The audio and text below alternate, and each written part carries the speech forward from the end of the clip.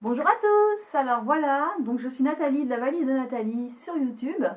Donc vous devez vous demander ce que je fais sur YouTube. Alors pourquoi une chaîne YouTube? En fait c'est très simple, j'avais envie d'un petit peu d'originalité et le format vidéo cartonne en ce moment, donc c'était vraiment le moment de me lancer. Donc ça y est, en quelques jours j'ai réfléchi et je me suis dit bah pourquoi pas après tout, voilà, me montrer en vidéo, expliquer un petit peu ma petite entreprise. Tout ça. Et du coup, en fait, c'est juste que j'ai plein de choses à vous raconter, surtout. Pour ceux qui me suivent déjà sur Insta, sur Facebook, je publie régulièrement, donc que ce soit des posts ou des stories, surtout sur Instagram, voilà, où je partage en fait un peu mon quotidien de couturière, mes coulisses, mais aussi mon actu, mes prochains marchés, mes prochaines créations qui vont sortir. Et donc du coup, je me suis dit qu'une chaîne YouTube, bah, ça me permettrait vraiment bah, de mieux en fait expliquer ma démarche et de réunir vraiment ma communauté en fait autour de mes valeurs zéro déchet et tout ça. Donc du coup, je vais vous expliquer un petit peu donc comment ça va se passer.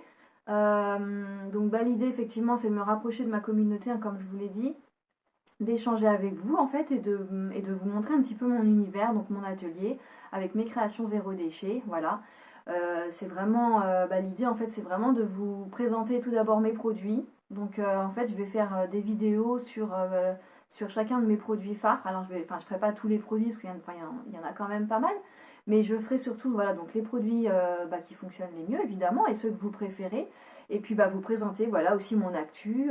Bah, des fois effectivement il se passe quand même des choses et voilà bah, du coup je les partagerai avec vous. Alors je vous demande un petit peu d'indulgence donc pour ma première vidéo. Je vous avoue c'est un peu compliqué pour moi. J'ai pas l'habitude hein, voilà donc de faire des vidéos, mais c'est vraiment quelque chose que je prends à cœur et voilà et que j'espère renouveler vraiment le plus fréquemment possible.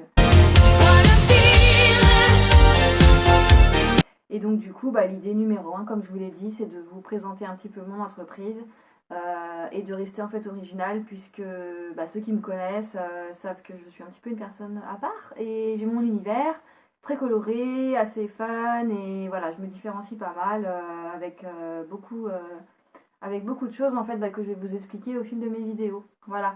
Et du coup, en fait, j'aimerais qu'à travers ces vidéos, je vous parle en fait un peu de tout qu'il n'y ait pas de. Enfin, c'est pas forcément. Ça va pas être en fait une chaîne de tuto couture, pas du tout. Ni en fait une chaîne où, voilà, où je vais pas en fait vous révéler vraiment mon quotidien. Enfin, l'idée c'est vraiment justement d'être transparente, de partager avec vous un maximum de choses. Donc en fait, c'est nos tutos, nos tabous. Voilà, ce sera un petit peu ma devise. C'est vraiment en fait une chaîne où je vais partager plein de choses avec vous, donc il ne faudra pas hésiter à voilà, me faire des retours par commentaire et puis on pourra faire évoluer en fait les vidéos au fil du temps. Voilà, donc du coup, je vais d'abord parler de mon parcours, pour ceux qui ne me connaissent pas trop. Ensuite, vous présenter un petit peu ma petite entreprise. Et puis, bah, enfin, voilà, je vous parlerai du reste. Donc, du coup, bah, mon parcours. Alors, donc moi, en fait, j'ai bientôt la quarantaine. Je sais, je fais jeune. En fait, j'ai eu pas mal de CDI dans le secteur du tourisme. En fait, avant, j'étais salariée. Donc, j'ai travaillé presque 10 ans en entreprise. Donc, j'ai eu pas mal de boulot, que ce soit dans le secteur du tourisme, du e-commerce ou de la banque. Voilà, mais malheureusement, j'arrivais jamais en fait à vraiment trouver ma place. Voilà, j'étais une salariée très appliquée, tout ça, mais travailler derrière un ordinateur, c'était un peu compliqué pour moi. Je me lasse très vite. J'aime pas la routine, donc du coup, en fait, j'avais du mal à me sentir vraiment à l'aise dans mes emplois. Et il se trouve qu'en 2017, j'ai eu l'occasion bah, de changer de vie, enfin si je puis dire. Et en fait, du coup, j'ai réalisé un vieux rêve que j'avais depuis très longtemps, mais que je gardais un petit peu au fond de moi. Et en fait, j'ai pris mon backpack et je suis partie en voyage pendant 3 mois, toute seule en sac à dos, donc en Asie. Voilà. Donc j'ai fait un petit road trip totalement à l'arrache. J'avais juste réservé mes billets d'avion. Je savais que je partais pendant 3 mois. J'avais visé 4 pays différents. Et je me suis dit, bah allez, c'est maintenant que tu pars. C'est voilà, enfin, tu vas réaliser un petit peu un rêve. Et donc pourquoi je vous parle de ça? Bah, parce qu'en fait, ce voyage, il a un peu transformé ma vie. Déjà, bah, de partir, c'était une énorme épreuve pour moi, mais j'en avais trop envie en fait. Je ne me suis pas trop posé de questions. J'ai pas programmé grand chose. J'ai commencé par faire une retraite de yoga en fait en Inde, donc dans le Kerala pour ceux qui connaissent. Donc une petite retraite d'une semaine où je me suis un petit peu remise d'aplomb parce que j'étais pas très bien à cette époque-là de ma vie. Et ensuite, du coup, ça m'a permis d'enchaîner avec un voyage de 3 mois. J'ai fait l'Inde du Sud, les Philippines, Bali et Sri Lanka. Et le Sri Lanka. Et donc, du coup, là, j'ai rencontré pas mal de gens, évidemment, sur ma route. J'ai beaucoup visité, je suis beaucoup allée à la plage, j'ai fait énormément d'excursions. Je me suis reposée, enfin c'était vraiment merveilleux. J'ai appris en fait à me connaître. Vraiment, je me suis recentrée et ce voyage, il m'a vraiment changé parce qu'il m'a appris à me débrouiller toute seule, à vaincre mes peurs et je suis revenue plus boostée que jamais en France. Et je savais pas du tout ce que j'allais faire de ma vie. Je savais juste en fait que je voulais aller à Bordeaux et voilà, enfin, je voulais essayer donc de faire un petit bout de chemin à Bordeaux. Du coup, je suis allée à Bordeaux et en fait, il se trouve qu'il s'est passé plein de choses et de fil en aiguille, je me suis fait accompagner par différents organismes qui m'ont ensuite permis de lancer ma petite entreprise en juillet 2018, voilà. Donc après un accompagnement. Et donc du coup, je me suis lancée. Au tout début, je faisais de la laine feutrée et de la couture. Donc mon stand était comment dire, mélangé. Enfin, il y avait plusieurs choses et j'arrivais pas vraiment à trouver mon univers. Et donc là, du coup, maintenant, je vais vous parler vraiment de ma petite entreprise, La Valise de Nathalie. This is the rhythm of the night.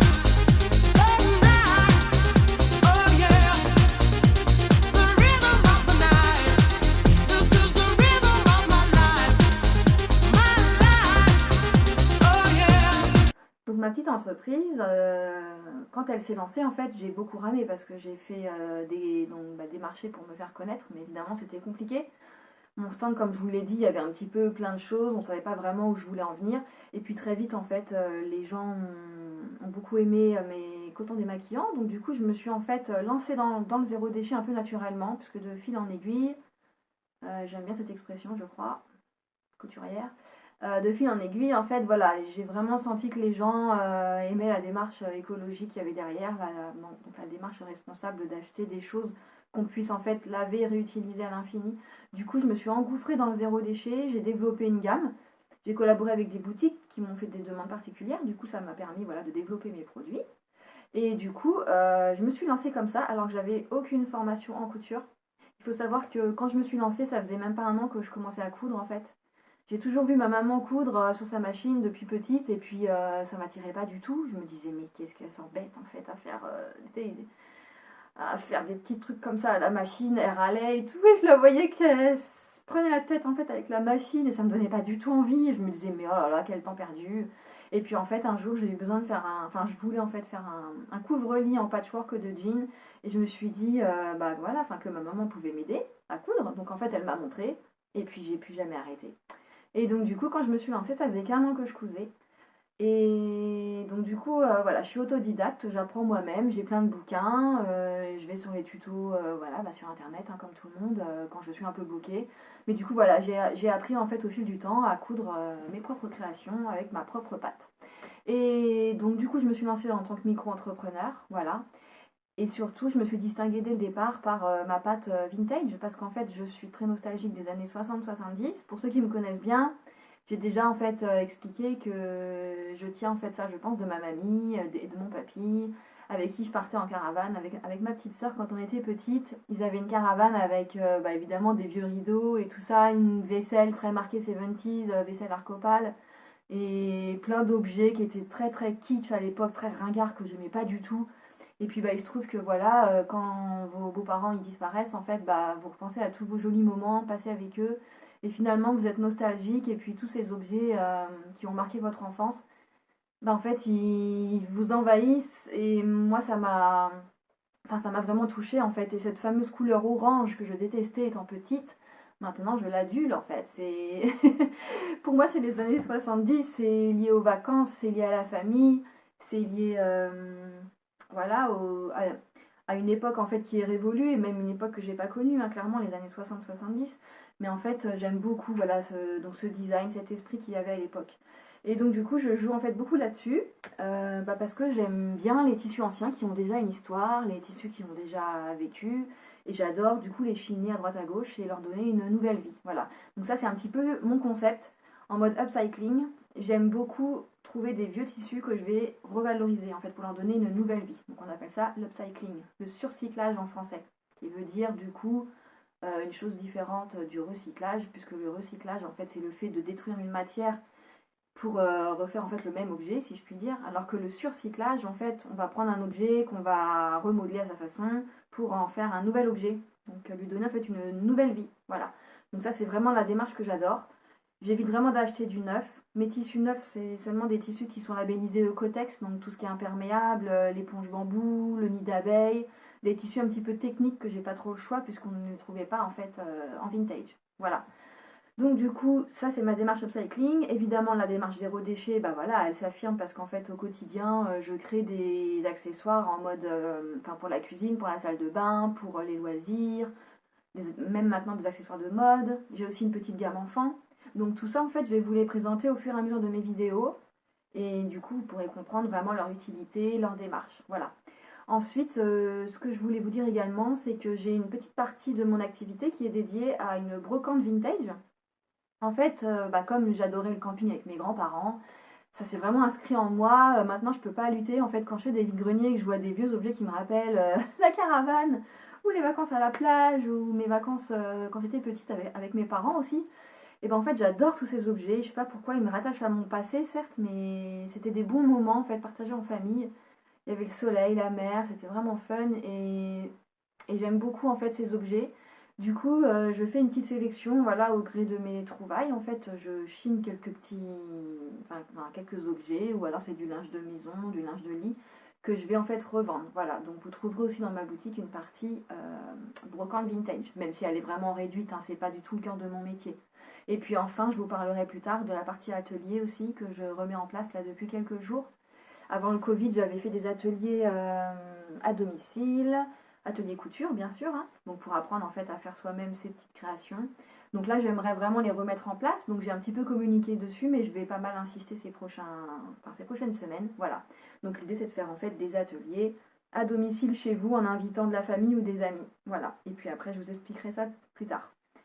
Et ensuite, ce que je voulais vous dire, c'est que par rapport à la création de la petite entreprise, si j'en suis là aujourd'hui, donc ça va faire 5 ans au mois de juillet prochain, si j'en suis là, en fait, c'est avant tout grâce à ma persévérance, grâce à ma curiosité et grâce en fait à tous les échanges que j'ai pu avoir avec mes clients, puisque c'est grâce à eux que j'ai pu faire évoluer mes produits, évoluer la démarche de ma petite entreprise, dans le sens où en fait c'est eux qui m'expriment leurs besoins, c'est eux qui font des retours sur mes articles, enfin qui me donnent en fait leur avis.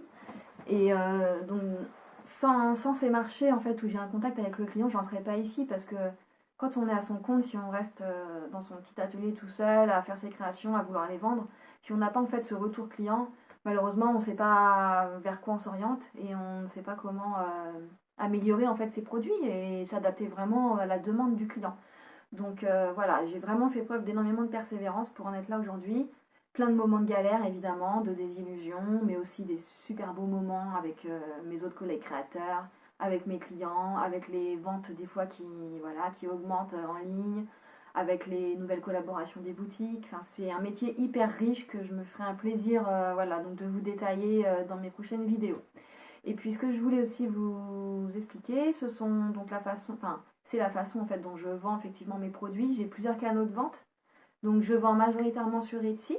Donc Etsy c'est une marketplace en fait d'artisans du monde entier. C'est américain à la base certes, mais c'est vraiment une grosse marketplace en fait où on trouve plein de produits artisanaux. Voilà, donc du coup moi je suis sur Etsy, donc j'ai ma boutique La Valise de Nathalie. Ensuite, je fais pas mal de marchés, donc que ce soit des marchés de créateurs, des marchés ponctuels comme des marchés artisanaux. L'été, je fais les marchés nocturnes sur la côte à Bordeaux, du coup. Et je fais aussi quelquefois des marchés alimentaires dans des communes, tout ça. Voilà. Donc ça, vous pouvez suivre mon actualité sur les réseaux sociaux sans aucun souci. Et ensuite, troisième canal de vente, pardon, c'est les boutiques. Donc les boutiques en fait qui me revendent mes produits. Donc souvent c'est des épiceries vrac, des magasins bio, ou des boutiques de créateurs, ou des fois ça peut être des boutiques de vêtements qui ont un petit corner créateur, même des fois des salons de thé qui ont des petits corners créateurs. Voilà. Donc du coup, j'essaye un petit peu de diversifier mes revendeurs, sachant que ça tourne, hein. Souvent, c'est des contrats de 1 mois, 3 mois. Donc quand ça marche, on reste. Quand ça marche pas, on en cherche d'autres. Voilà. Donc c'est comme ça que vous pouvez me trouver sur ces 3 interfaces là. Etsy, les marchés et les boutiques. Pour l'instant, je suis donc sur ces 3 canaux de vente. Voilà, donc ça c'était pour me présenter assez brièvement.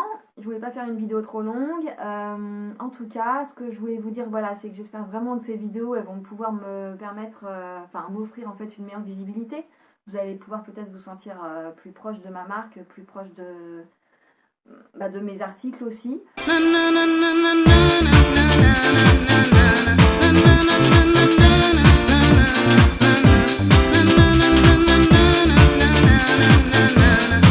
Donc cette chaîne YouTube en fait que je veux mettre en place, elle se veut vraiment une chaîne zéro déchet, une chaîne aussi dédiée au vintage et surtout une chaîne fun en fait. Je veux que ce soit assez rigolo à mon image, je veux pas que ce soit trop lisse, trop propre, trop...